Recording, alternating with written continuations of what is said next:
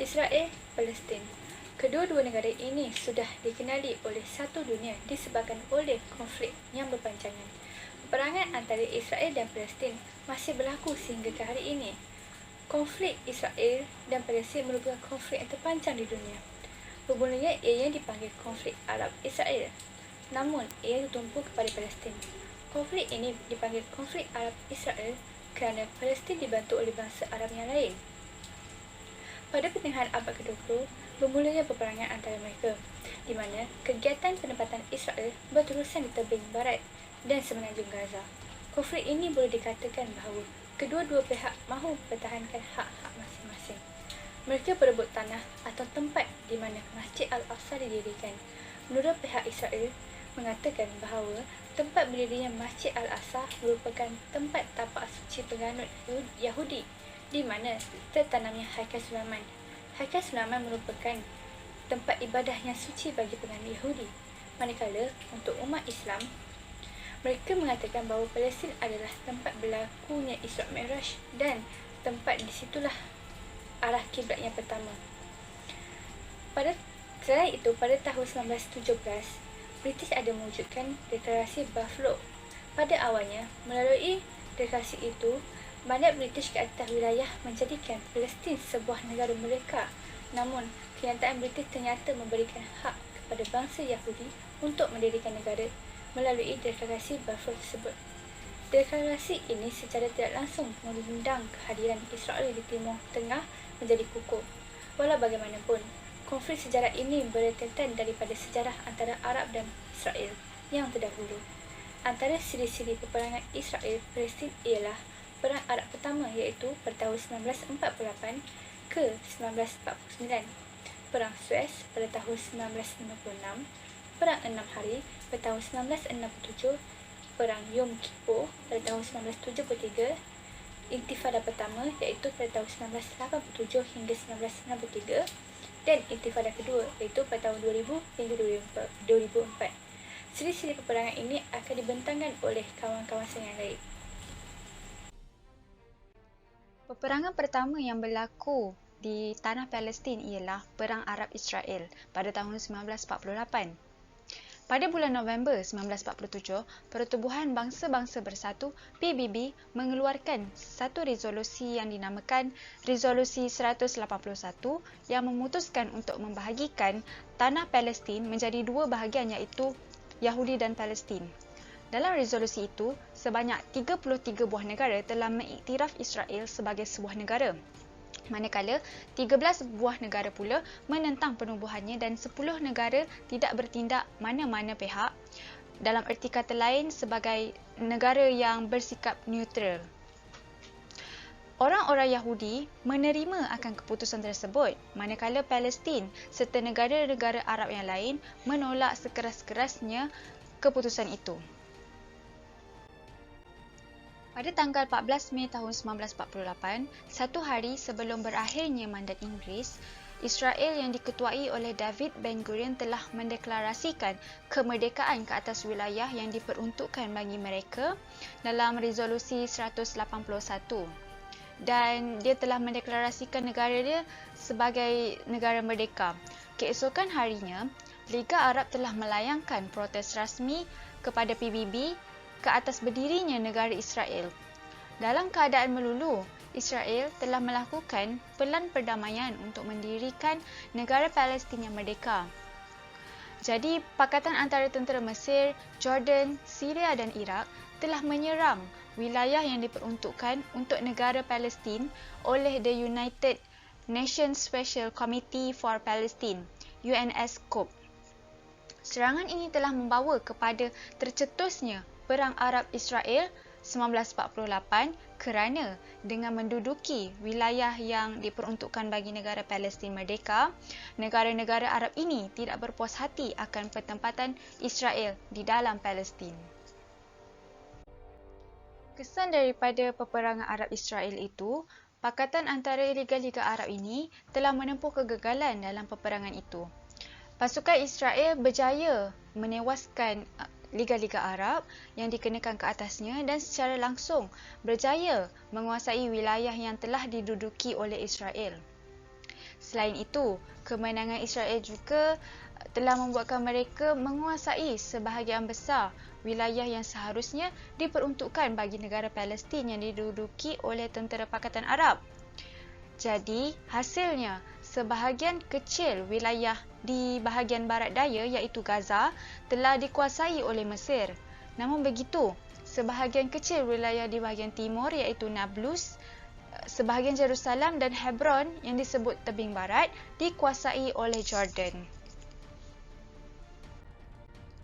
Selain daripada itu, peperangan tersebut telah menyebabkan sekitar 70,000 rakyat Palestin meninggalkan wilayah yang dikuasai oleh Israel dan menjadi penghuni tetap. Sebahagian daripada penghuni ini telah meninggalkan tanah Palestin kerana kekalahan tentera Arab. Sebahagian penghuni lain tetap masih bertahan di tanah Palestin kerana takut akan kerosakan yang akan ditimbulkan oleh tentera Israel. Selain itu, penduduk Arab Muslim yang tidak pernah meninggalkan wilayah yang dikuasai Israel akhirnya menjadi warga negara Israel sehingga sekarang dan merupakan minoriti yang terbesar di dalam negara Yahudi tersebut dengan jumlah hampir 20% daripada keseluruhan penduduk Israel. Seterusnya, perang berakhir dengan perjanjian gencatan senjata antara Israel dan negara-negara Arab yang berjiran pada tahun 1949. Dalam perjanjian tersebut, telah termeterainya batas baru wilayah negara Israel yang diakui pada peringkat antarabangsa, iaitu sempadan baru negara Israel yang termeterai ini ialah wilayah yang berjaya dikuasai Israel dalam Perang 1948. Seperti Nablus, Hebron dan Jerusalem. Saya akan jelaskan berkenaan krisis terusan Suez 1956. Krisis terus terjadi antara Israel dan dunia Arab dalam rentetan Perang 1948, antaranya berkaitan dengan krisis terusan Suez. Krisis ini bermula apabila Mesir telah mengambil tindakan dengan menutup Teluk Aqabah, jalur perdagangan laut yang menghubungkan Israel dan Laut Merah. Tindakan ini membuatkan perjalanan ke terusan Suez amat sukar dan menyebabkan ekonomi Israel bertambah berat kerana perdagangan yang dijalankan oleh Israel tidak berjalan dengan lancar apabila Mesir menutup jalan perairannya.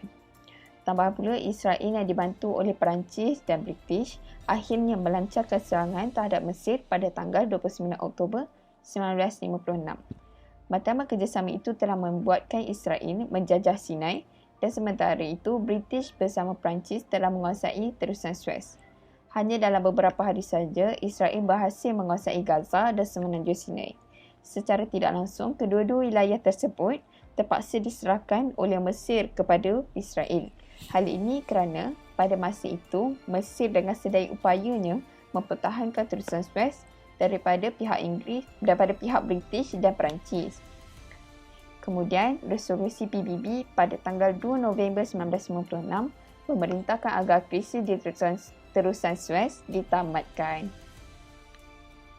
Samping itu, pasukan British dan Perancis diperintahkan untuk berundur daripada wilayah Mesir, sementara Israel disarankan berundur kembali ke garis gencatan senjata 1948. Hasil daripada saranan itu, Mesir berjanji untuk mencegah gerakan gerila pejuang Palestin dari semenanjung Gaza. Mesir juga sepakat untuk menempatkan pasukan keamanan antarabangsa di perbatasan Gaza. Tidak hanya itu, hak pelayaran melalui Teluk Aqabah kembali dimiliki oleh Israel. Perang ini menandai berakhirnya masa penjajahan Inggeris dan Perancis di kawasan itu. Amerika Syarikat dan Soviet Union tampil menggantikan peranan yang sebelum ini dimainkan oleh British dan Perancis untuk menjadikan daerah itu sebagai medan persaingan. Kesan positifnya, perang ini menimbulkan simpati negara-negara Arab dan Islam terhadap Mesir pada pimpinan Mesir, terutama Gamal Abdul Nasir, kemudiannya menjadi tokoh utama dalam usaha perbalahan dan pertahanan Arab. Perang 6 hari atau lebih dikenali sebagai Perang Arab-Israel 1967 telah meletus pada 5 Jun dan berakhir sepenuhnya pada 11 Jun tahun 1967. Perang 6 hari telah menemukan dua pihak yang bertelagah iaitu Israel di satu pihak dan Mesir, Syria dan Jordan di pihak lain yang secara tidak langsung mewakili pihak Arab. Sejak penubuhan Israel di Palestin pada tahun 1948, pelbagai reaksi kurang senang ditimbulkan oleh pemimpin dunia Arab dari Mesir, Arab Saudi, Syria, Jordan, Lebanon, Iraq dan Kuwait. Kebanyakannya bimbang dan khawatir akan keupayaan Israel dengan sokongan Amerika dan Britain untuk meluaskan lagi sempadan negara tersebut melewati negara-negara Arab yang lain. Walau bagaimanapun, hanya Mesir, Jordan dan Syria yang mengambil keputusan untuk bertempur dengan Israel setelah merasakan kedaulatan wilayah mereka yang tercabar berikutan pembinaan penempatan penduduk Yahudi Zionis yang semakin bertambah. Krisis sempadan begitu merumitkan Israel dengan negara-negara jiran Arab yang berhampiran sehingga pihak Israel sendiri merasakan perlu menunjukkan kekuatan sebenar mereka supaya dunia Arab tidak memandang enteng kehadiran mereka di ranjau Timur Tengah. Peperangan ini disebabkan oleh ketidakpuasan orang Arab atas kekalahannya dalam Perang Arab-Israel tahun 1948 dan 1956. Akibat daripada krisis Suez tahun 1956, walaupun Mesir kalah namun mereka menang dalam hal politik negaranya. Tekanan politik dari Amerika Syarikat dan Soviet Union memaksa Israel untuk berundur dari Semenanjung Sinai.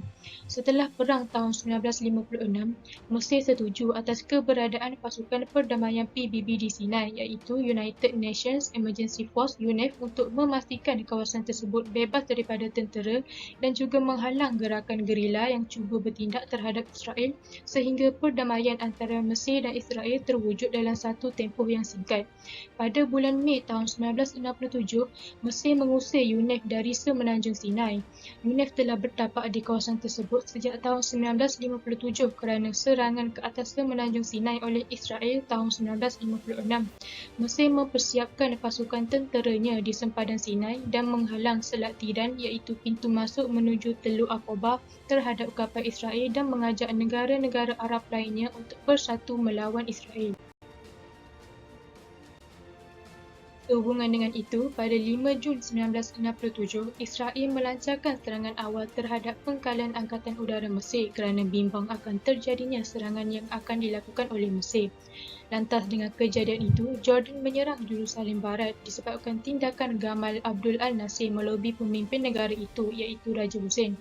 Pada penghujung peperangan, gencatan senjata telah ditermeterai di antara pihak-pihak yang bertelingkah pada 10 Jun 1967 dan secara mutlaknya kemenangan telah berpihak kepada Israel dan mereka telah berjaya menguasai banyak kawasan-kawasan yang selama ini menjadi medan pertelingkahan. Sepanjang 6 hari peperangan di antara Israel menentang Mesir, Syria dan Jordan berlangsung, banyak kemusnahan dan kematian berlaku. Anggaran kematian bagi pihak Israel adalah 777 orang, manakala di pihak Mesir, Syria dan Jordan pula tidak dapat dipastikan jumlah yang tepat. Namun yang pasti, jumlah kematian bagi pihak Mesir, Syria dan Jordan adalah lebih ramai berbanding kematian di pihak Israel. Mereka juga telah berjaya memalikkan lumpur di muka Syria, Mesir dan Jordan yang berjuang bersama tetapi tidak mampu untuk menewaskan Israel yang berjuang berseorangan dan hanya mendapat sokongan moral dan bantuan senjata dari pihak Amerika dan Britain. Sejak tewasnya negara-negara Arab di tangan Israel, terdapat kesan-kesan mendalam yang telah menambahkan lagi darah pada luka yang sedia ada. Antara kesan-kesan peperangan tersebut ialah perubahan persepsi penduduk Palestin terhadap negara-negara Arab, kebangkitan gerakan gerila Palestin, perubahan geopolitik Timur Tengah dan termeterainya resolusi Majlis Keselamatan PBB 242. Seterusnya, saya akan membentangkan tentang Perang Yom Kippur yang berlaku pada tahun 1973. Perang ini berlaku pada 10 Ramadan 1393 bersamaan dengan 6 Oktober dan berlangsung sehingga 22 Oktober pada tahun 1973. Perang Yom Kippur ini melibatkan tentera Mesir dan juga Syria yang bekerjasama dalam menentang Israel. Dan mengapa perang ini dinamakan sebagai Perang Yom Kippur?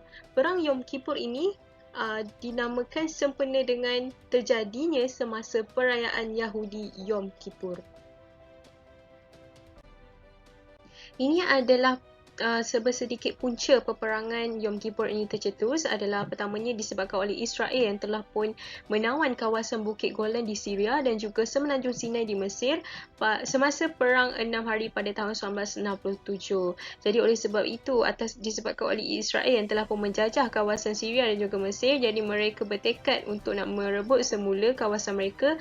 Oleh sebab itu peperangan ini tercetus. Dan Israel telah pun membina barisan pertahanan di Sinai dan juga Bukit Golan, di mana mereka membina kubu daripada pasir yang panjangnya sekurang-kurangnya 160 km panjang. Dan kubu yang dibina dikenali sebagai garis bar-lev, di mana kubu ini disokong dengan dinding konkrit, dan kubu ini juga disifatkan oleh Menteri Pertahanan Israel sebagai kubu yang terbaik di dunia kerana ianya adalah anti kereta kebal. Dan oleh sebab itu, Presiden Mesir Anwar Sadat pada tahun 1970 bertekad melawan Israel dan menawan kembali Sinai. Seterusnya, bagaimana peperangan ini boleh tercetus? Pertamanya, tentera Mesir telah pun merangka strategi untuk menawan Sinai kembali, iaitu daerah mereka sendiri yang telah pun dijajah Israel semasa perang 6 hari berlaku. Dan tentera Mesir telah pun bekerjasama dengan tentera Syria. Tentera Mesir telah pun menyerang kubu sekitar terusan Suez dan Sinai, sementara itu Syria pula menyerang kubu di Bukit Golan. Dan seperti anda lihat di sini, gambar yang sebelah kiri ini ialah Bukit Golan Syria dan belah kanan itu pula ialah terusan Suez. Seterusnya, bagaimana peperangan ini boleh tercetus? Pertamanya, tentera Mesir telah pun merangka strategi untuk menawan Sinai kembali, iaitu daerah mereka sendiri yang telah pun dijajah Israel semasa perang 6 hari berlaku. Dan tentera Mesir telah pun bekerjasama dengan tentera Syria. Tentera Mesir telah pun menyerang kubu sekitar terusan Suez dan Sinai, sementara itu Syria pula menyerang kubu di Bukit Golan. Dan seperti anda lihat di sini, gambar yang sebelah kiri ini ialah Bukit Golan Syria dan belah kanan itu pula ialah terusan Suez. Dan serangan Mesir dan Syria menyebabkan Israel mengalami kekalahan yang teruk pada masa itu. Tetapi malangnya Mesir gagal menembusi kubu bar-lev yang dikatakan sebagai kubu yang terbaik di dunia itu, walaupun dengan menggunakan teknologi ketenteraan yang mahal.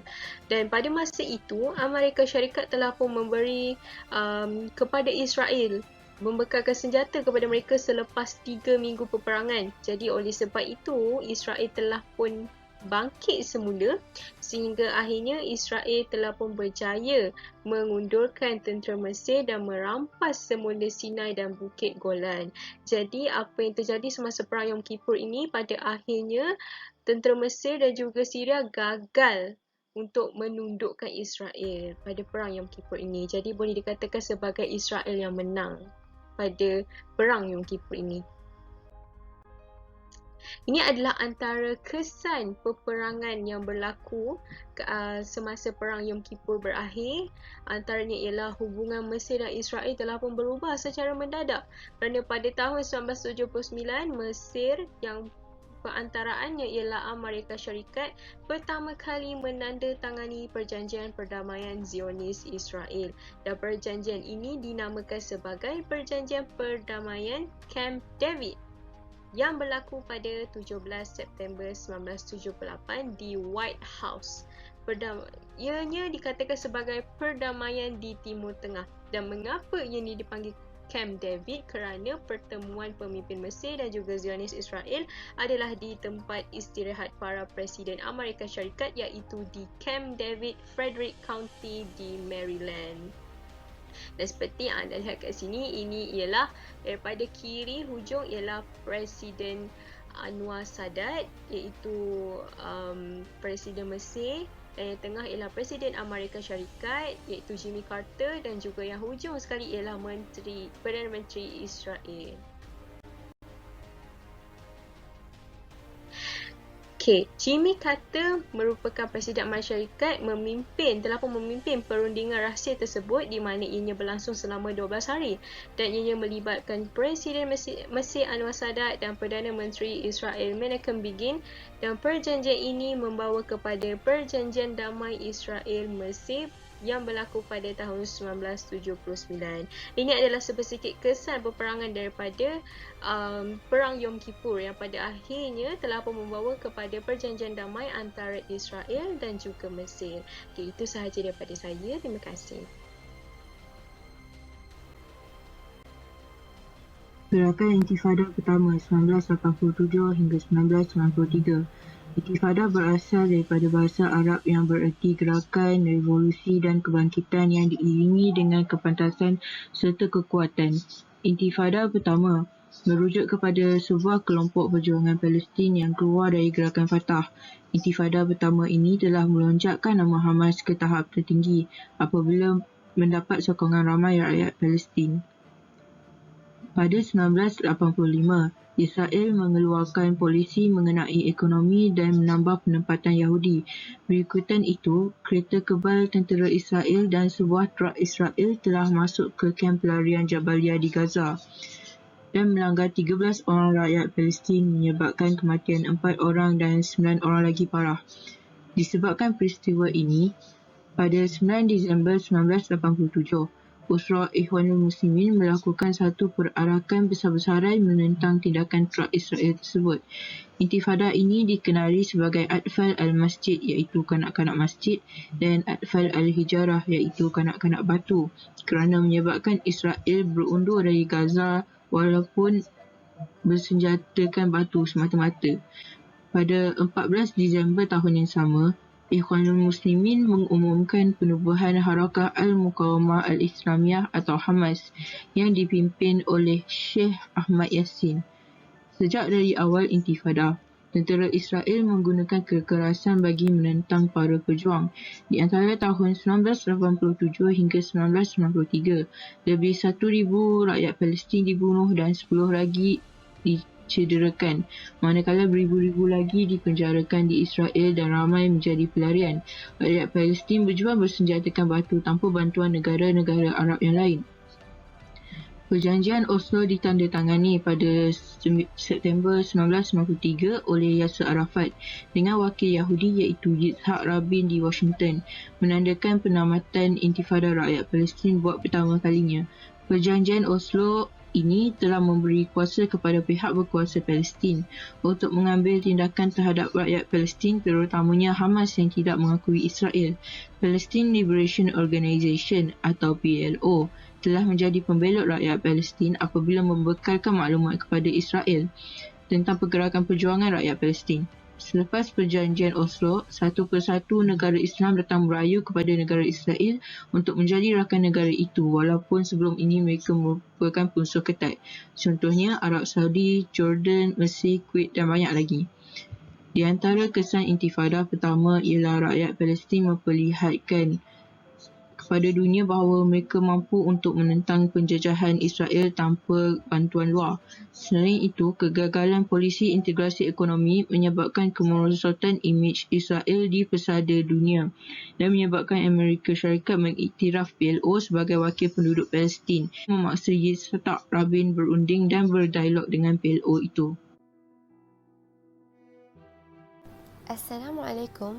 Saya akan membentangkan gerakan Intifada kedua yang berlaku antara tahun 2000 sehingga 2004. Seperti yang kita tahu, Intifada ini berasal daripada perkataan Arab yang membawa maksud kebangkitan.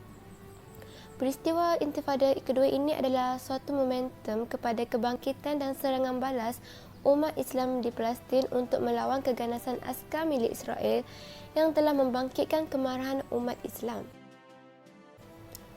Punca terjadinya Intifada kedua ini ialah apabila Perdana Menteri Israel iaitu Ariel Sharon telah melakukan lawatan ke Temple Mount yang juga dikenali sebagai Haram al-Sharif di Masjid Al-Aqsa.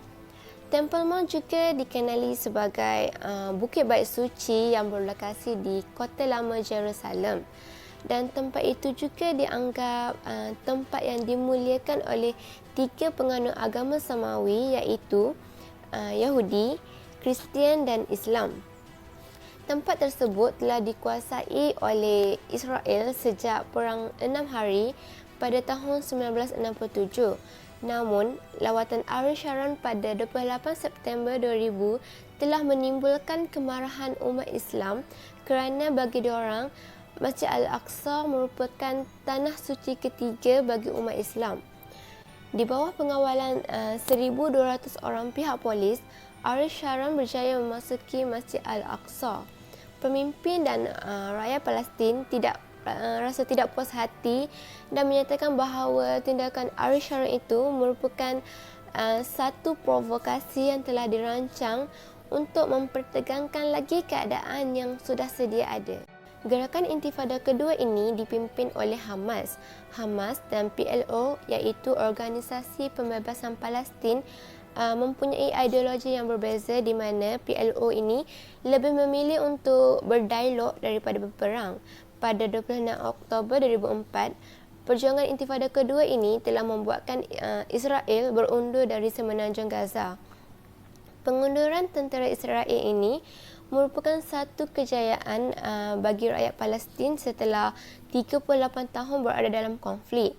Namun, Israel terus melancarkan serangan ke atas semenanjung Gaza dan mendirikan tembok-tembok pembatas yang menunjukkan bahawa antara Israel dan Palestin mempunyai kewilayahan yang besar. Jadi, kita dapat lihat apabila dengan adanya tembok pembatasan itu, Israel cuba untuk memperluaskan lagi sempadan penempatan bagi orang-orang Yahudi. Kesan daripada Intifada kedua ini ialah ekonomi Israel telah menurun, terutamanya dalam sektor pelancongan, dan banyak tanah yang berada di semenanjung Gaza telah musnah. Dari segi pandangan umum, perangan antara Israel dan Palestin masih lagi berkemungkinan disebabkan oleh perbezaan ideologi kerana masing-masing menuntut hak mereka. Konflik masih akan terus berlaku kerana tujuan mereka tidak jelas. Selain itu, peperangan akan terus berlaku sehingga masing-masing mencapai matlamat mereka dalam cara dan bentuk yang dikehendaki. Diplomasi juga merupakan satu cara yang belum pasti boleh menamaikan kedua-dua negara tersebut.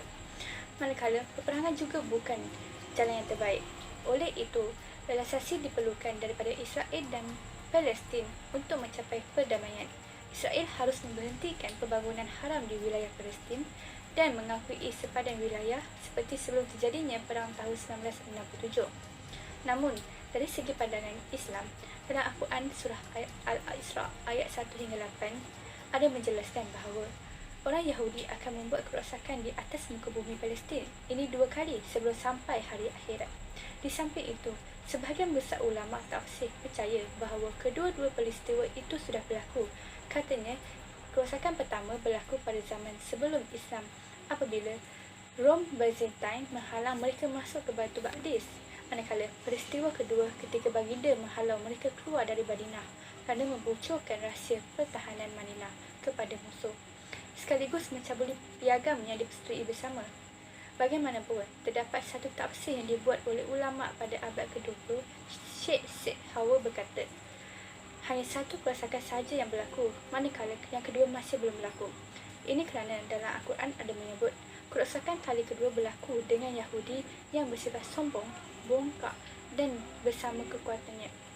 Said Hawa percaya kekuatan itu merujuk kepada zaman moden dan persenjataannya, selain sokongan dunia yang akan membuatkan Yahudi angkuh, sombong dan rasa kuat. Namun, kita tidak tahu mana satu yang betul. Wallahu a'lam. Tapi kita sebagai Muslim haruslah terus-terusan membantu umat Islam dan saudara-saudara kita di Palestin dengan kekuatan diri yang ada, namun janganlah melampaui batas. Ayat Al-Baqarah ayat ke-190 yang bermaksud, dan perangilah kerana menegakkan dan mempertahankan agama Allah dan orang-orang yang memerangi kamu, dan janganlah kamu menceroboh dengan melakukan peperangan kerana sesungguhnya Allah tidak suka kepada orang-orang yang menceroboh.